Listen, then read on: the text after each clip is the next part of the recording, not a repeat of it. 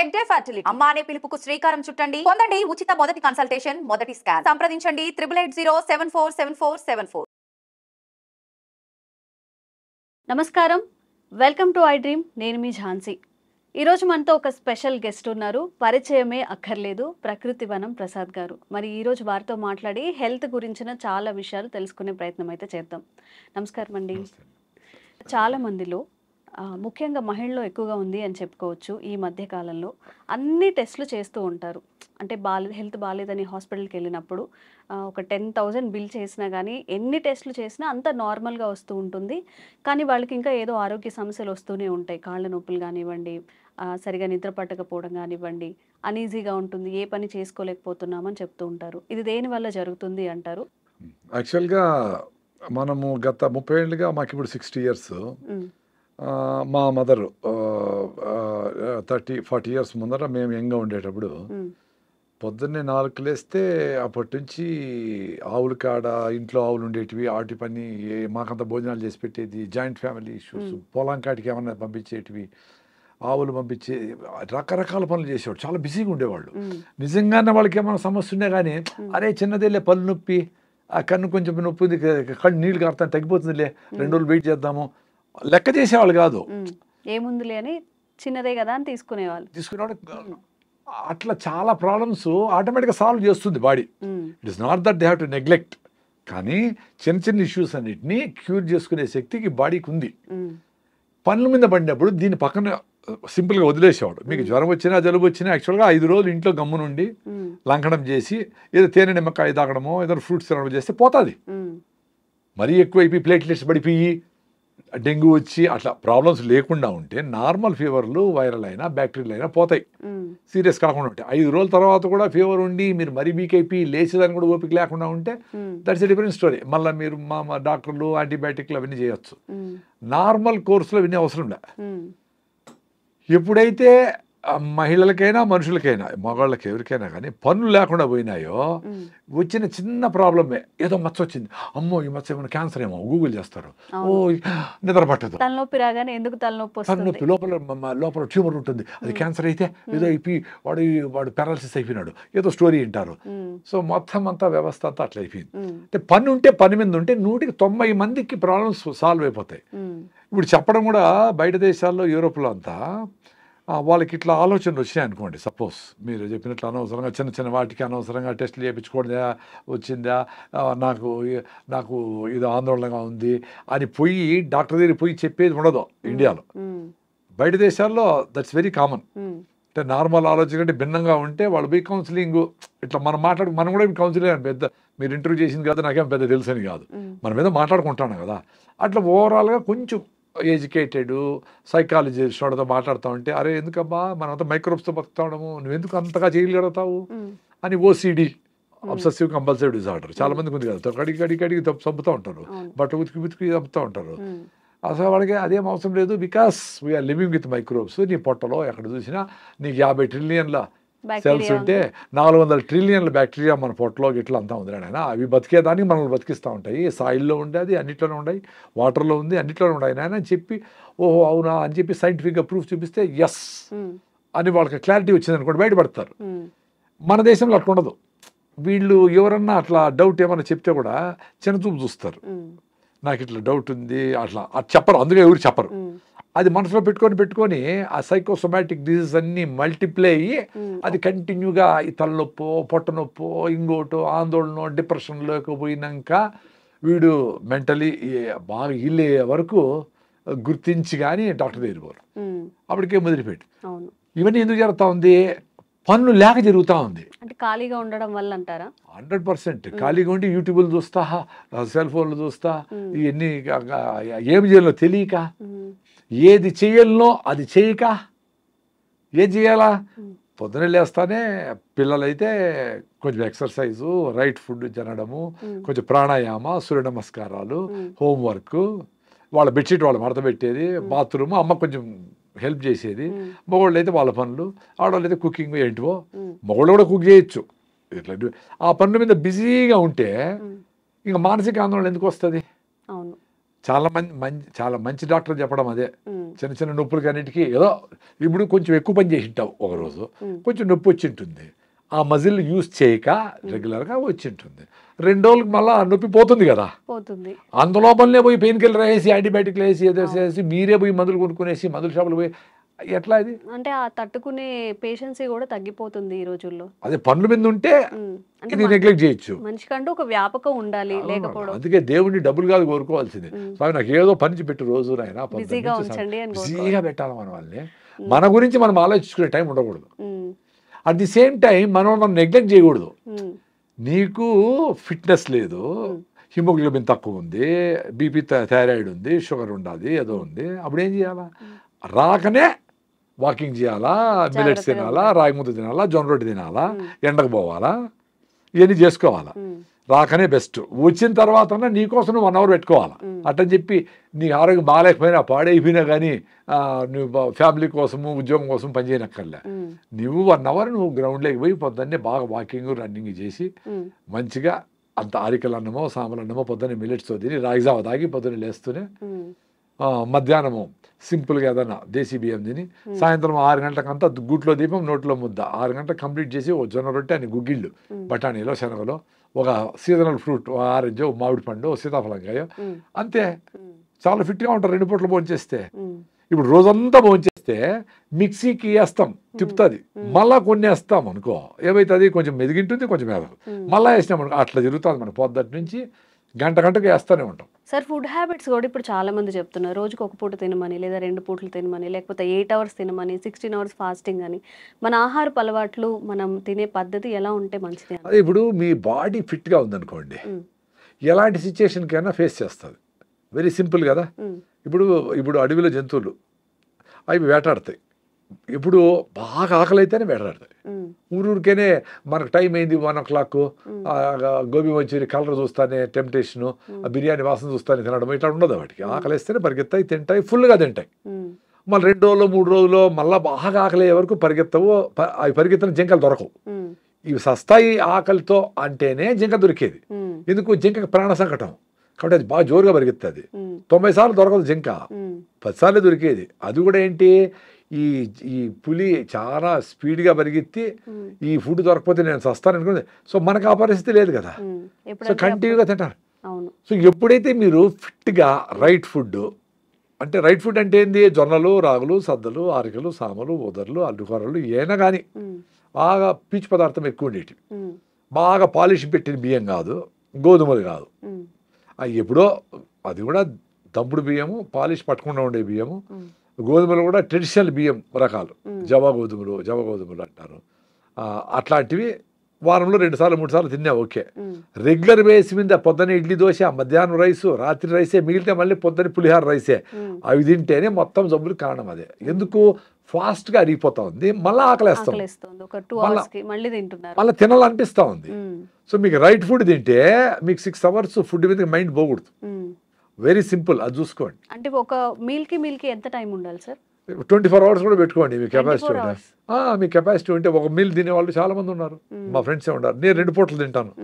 పొద్దున్నే రాయిజావ దాత 9కో 10కో నా ఫుల్గా నా అరికల్ సంగటో జొన్న రొట్టెలో ఏదో ఫుల్గా తినేస్తా.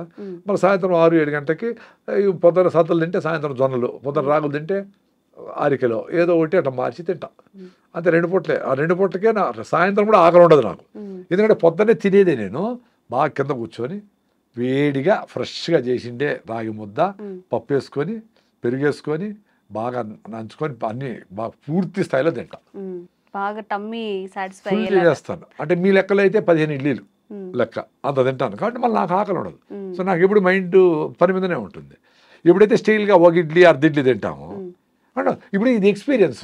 ఎంతమంది డాక్టర్లను చెప్పనండి ఎవరి 2 hours తింటా ఉండాలని చెప్పని, ఎవరన్నా ఏమన్నా చెప్పని, నా ఎక్స్పీరియన్స్ బాగుంది కదా నాకు. ఎవరు చెప్పేది ఎందుకు? నేను పొద్దున్న తినేసి బయట పోతే డ్రైవింగ్ చేసుకొని బెంగళూరుకి పోయి బెంగళూరు అంతా తిరిగేసి పనులన్నీ చేసుకొని మళ్ళీ సాయంత్రం వీలైతే అక్కడ ఏదైనా రాగి ముద్ద దొరుకుతుంది 20 రూపాయలకి, ఆ ఉత్త పిండితో చేసిన ముద్ద.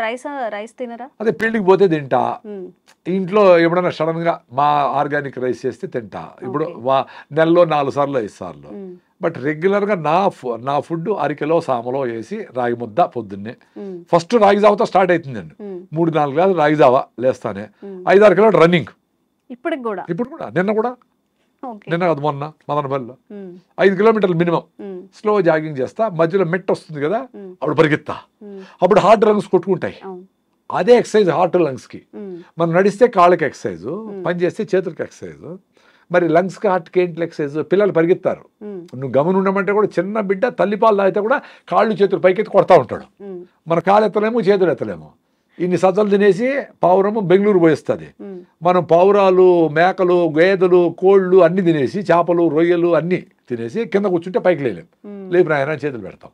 మరి శక్తి ఎట్టబోతా ఉంది? ఈయన తల్లిపాలు తాగిన బిడ్డకు అంత శక్తి ఉంటే, ఇంత డబుల్ మటన్ బిర్యానీ, కొండ బిర్యానీ తిన్న వాళ్ళకి శక్తి లేకుండా ఇట దొర్లి ఊపిరాడక.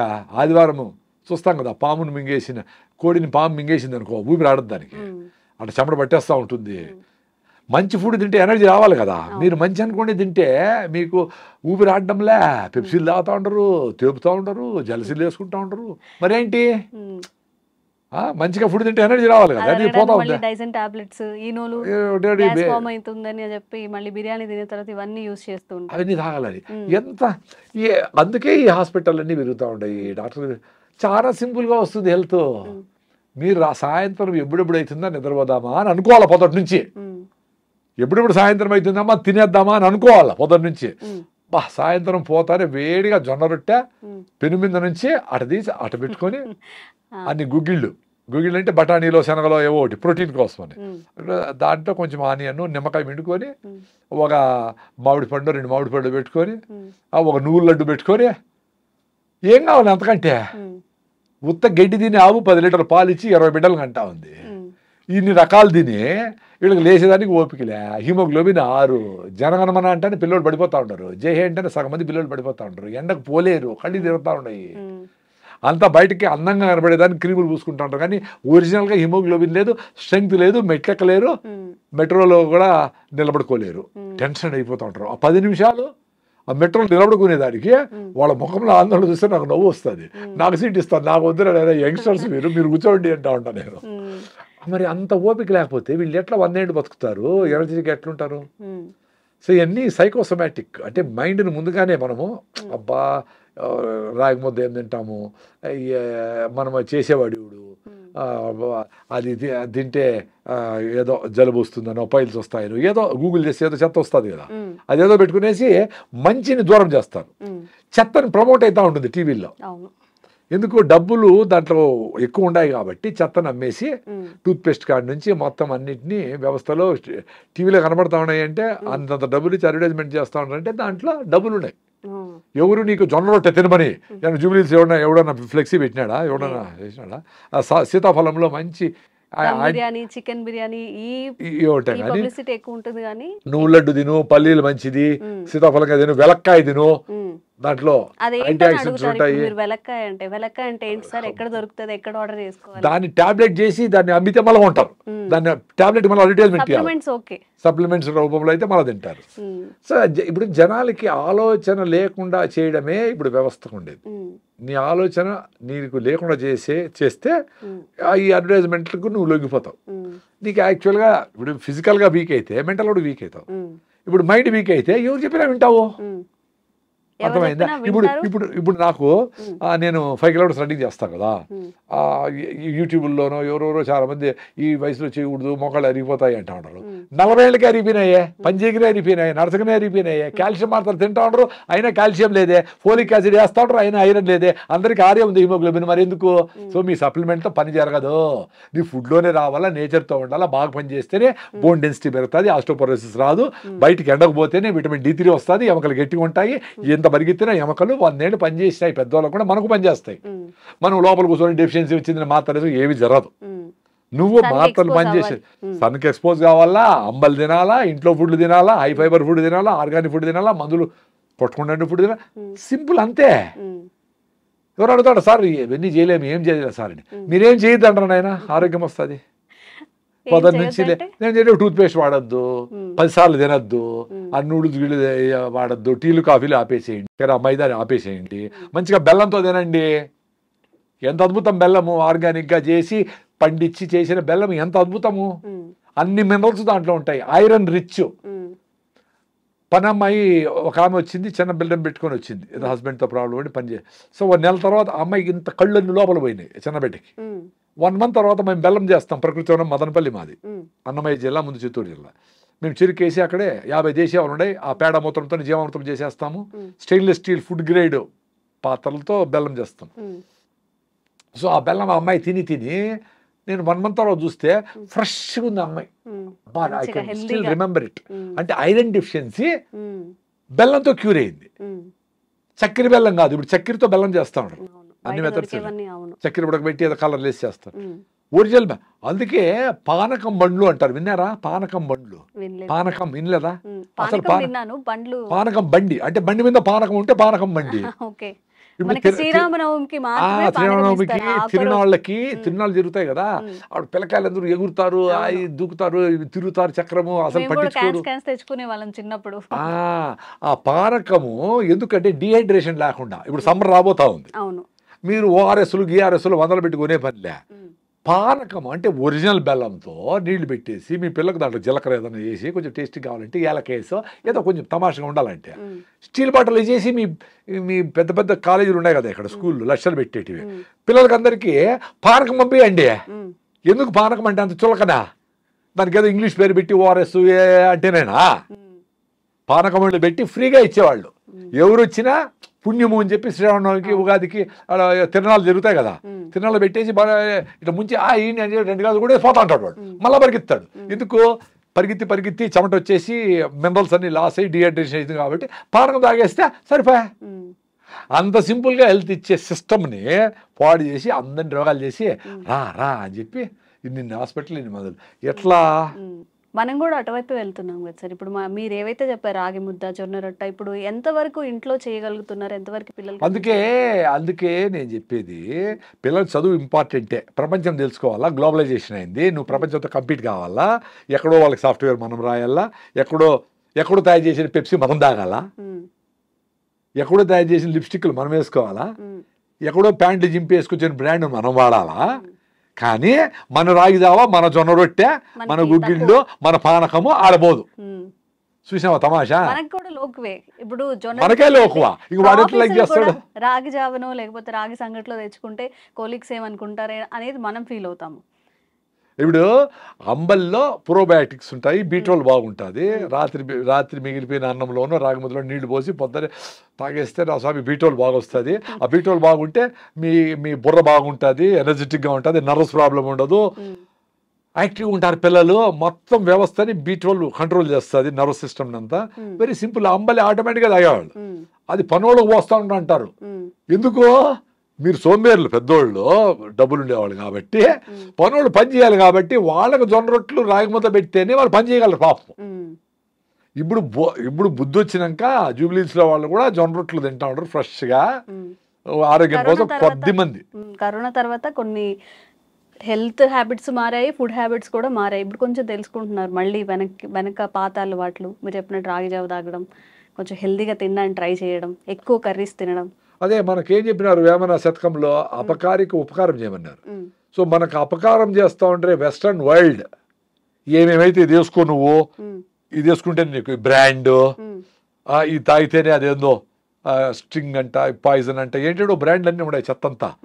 1000 కోట్లకి కూల్ డ్రింక్లు, మజ్జిగి ఎవరో ఆడ పెట్టుకో ఉంటాడు ఊరు బయట. అది తాగేవాళ్ళు ఎవరో కొంతమంది.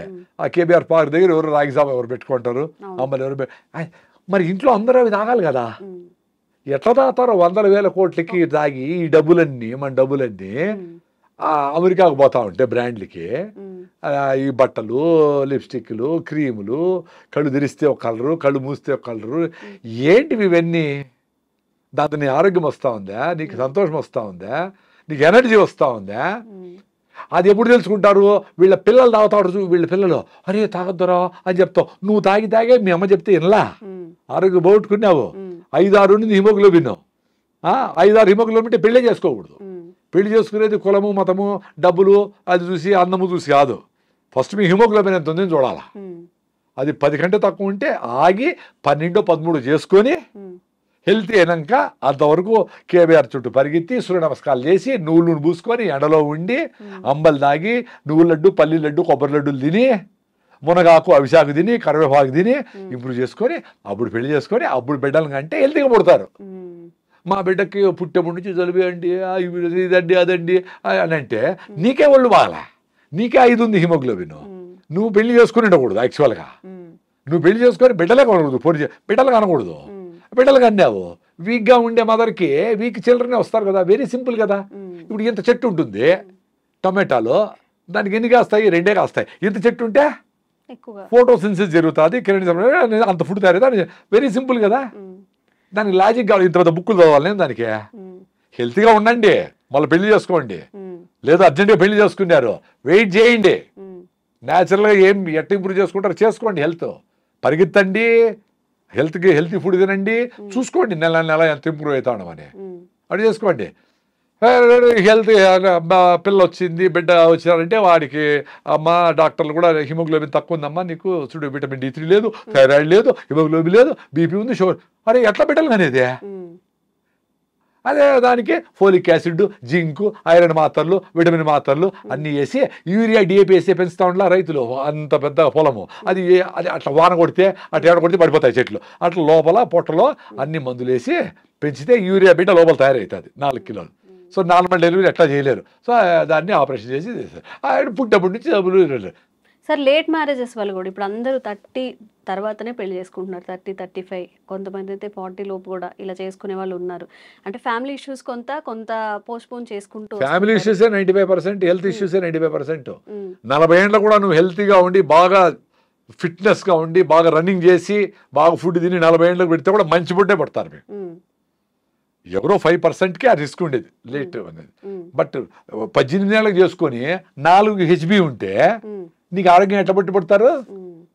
Very simple. అందుకే అందరికీ చాలా మంది మహిళలకి PCODలు, గర్భసంచిలో ప్రాబ్లమ్స్ ఇవన్నీ వచ్చేసినాయి.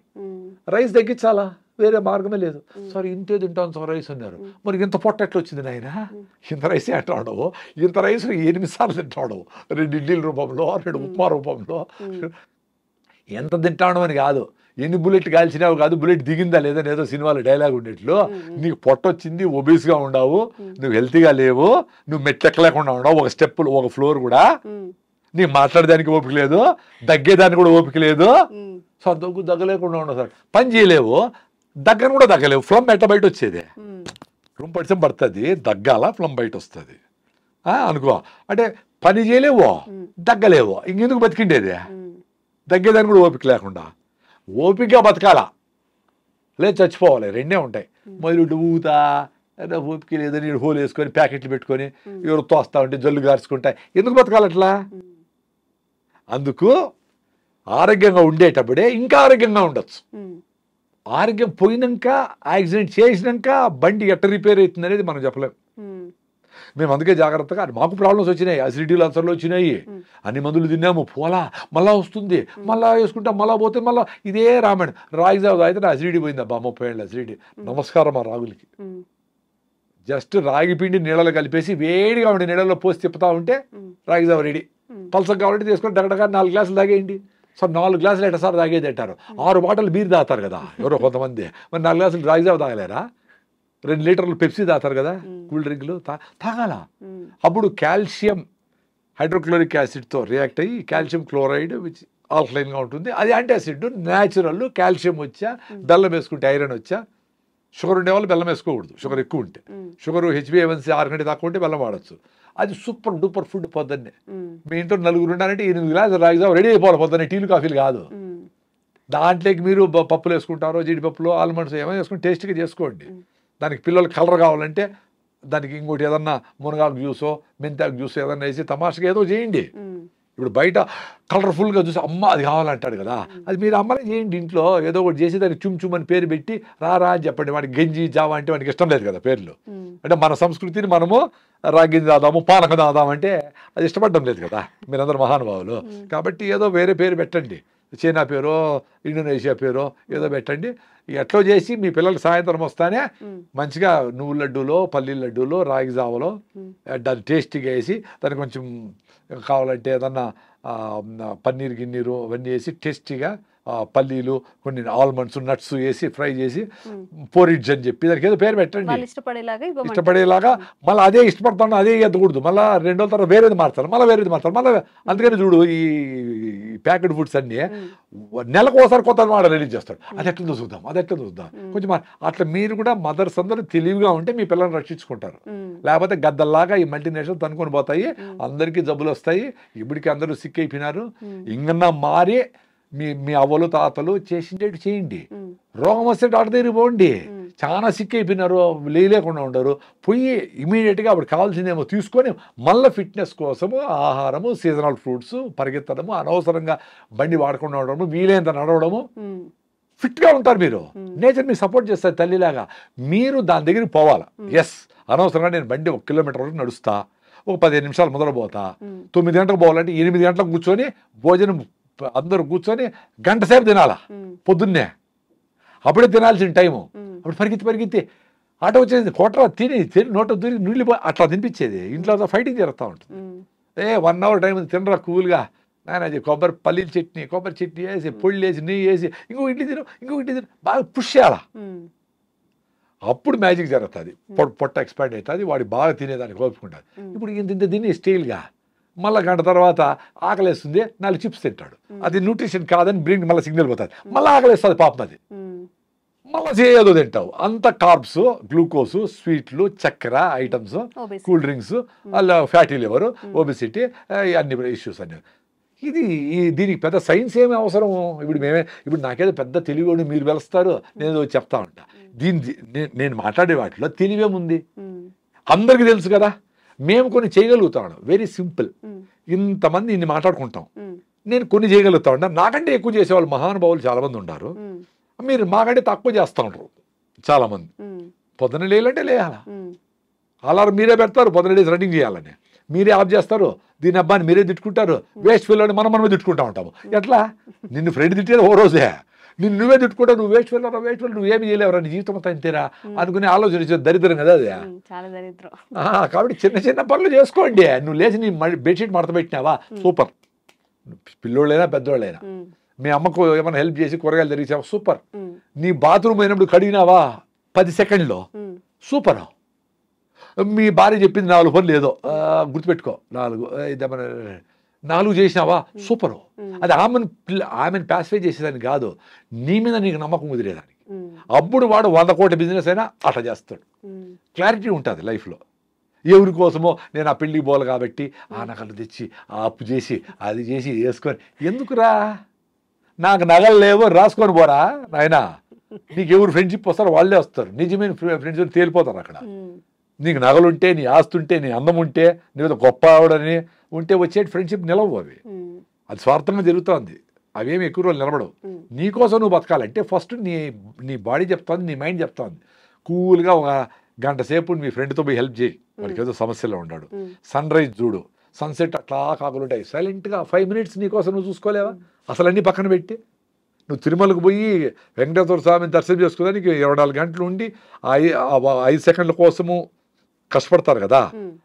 ప్రతిరోజు సూర్యభగవాన్ని సన్ రైజ్ చూడండి, సన్సెట్ 5 నిమిషాలు చూడండి రా నాయన, బ్యూటిఫుల్గా ఉంటుంది ఫీలింగ్. మీకు ప్రతిరోజు దర్శనం ఇస్తాడు దేవుడు. మీకోసం మీరు 5 నిమిషాలు పెట్టుకోలేరా? ఒక అరగంట పరిగెత్తలేరా? అట్లా హార్ట్ లంగ్స్ కొట్టుకునేది ఎక్సర్సైజ్. కాళ్ళకు నడిస్తే, చేతులు పని చేస్తే హార్ట్ లంగ్స్ కొట్టుకుంటే, చిన్నపిల్లలకు జలుబు వచ్చినా భిన్న పోయేది ఎందుకు? హార్ట్ లంగ్స్ వాళ్ళు బాగుంటాయి, వాళ్ళు ఊరికైనా పరిగెత్తారు. పోయి తేపరా అంగడికి అంటే పరిగెత్తమే తెస్తాడు వాడు. మన కుర్చీల నుంచి లేయాలంటే నువ్వు ఆఫ్ చేయి అంటా ఉంటాము స్విచ్లో. నీ ఆడింగ్ హార్ట్ లంగ్స్ బంద్ చేసేది. సో మైండ్ బాయా, బాడీ బాయ్. సో 40 ఏళ్ళకంత 60 ఏళ్ళు వచ్చేటప్పటికి యాడ్ చచ్చిపోయినాడు. 60 ఏళ్ళు బతుకుంటే, ఇప్పుడు తమాషగా 35 ఏళ్ళకే మాట్లాడుతూ అట్లే పడిపోయి చచ్చిపోయినాడంట. అదేందో సిమ్టమ్సే లేకుండా అంత సడన్గా ఎట్లా చచ్చిపోయి నాకు అర్థమే కాదు. ఇప్పుడు మాకు ఏదైనా బాగాలేదు అనుకోండి, మాకు బాడీ తెలుస్తుంది, టైర్నెస్ ఉంది, కాళ్ళు నొప్పి ఉందో, ఏదో ఉందో, ఏముంది, అసలు చెప్పకుండా చచ్చిపోయేది ఏంది. Thank you sir. ఇంకా మీ నుంచి మంచి విషయాలు తెలుసుకోవాలనుకుంటున్నాము.